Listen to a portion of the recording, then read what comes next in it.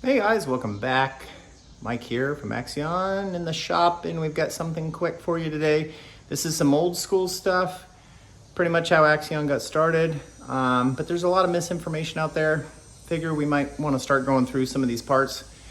This is for the 9th gen Civic Si and Cu2 TSX customers that have the K20 Z3 Z7 motor. And it's for those wanting to do the RBC swap.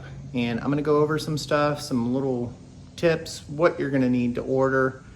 But I wanna go over the adapter here that PRL have made and talk a little bit about the swap and a little bit about us and how many of these kits we've sold. And pretty much this was the main thing that kicked off our company a long time ago. All right, so what do we have on the table here? So this is the adapter kit that PRL sells. It is basically so you can install an RBC manifold onto your Civic Si or Cu2 TSX. I've probably sold over 7,000 of these since we started doing these swaps. Basically, we did the swap back in 2009 with our TSX. And this adapter wasn't available at the time. So you basically kind of had to do a thermal gasket and hope it wouldn't leak. The reason this is so amazing is it comes with all your O-rings back here. This is gonna be the exit for the coolant on the head. And it comes in a circular size for these K24 Z3 Z7 heads, okay? The difference though, you'll notice on your RBC, it's more of a peanut shape.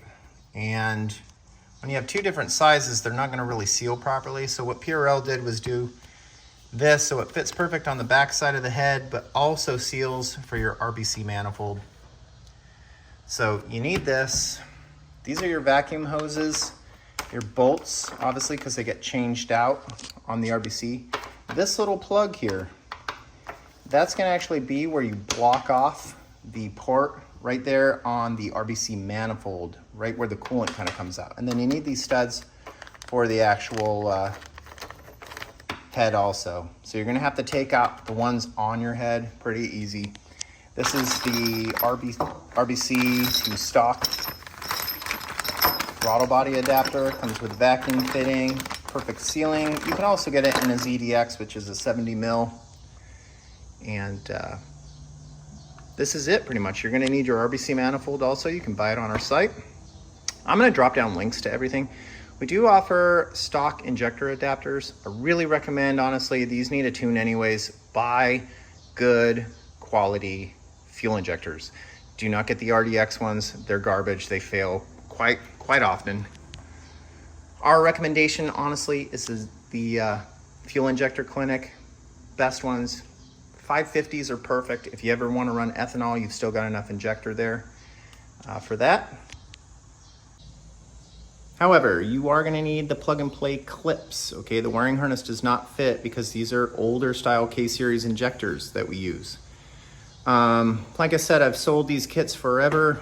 We installed our first one in 2009, our own personal TSX. I like to say that I probably have the most knowledge on the Cu2 TSX out there.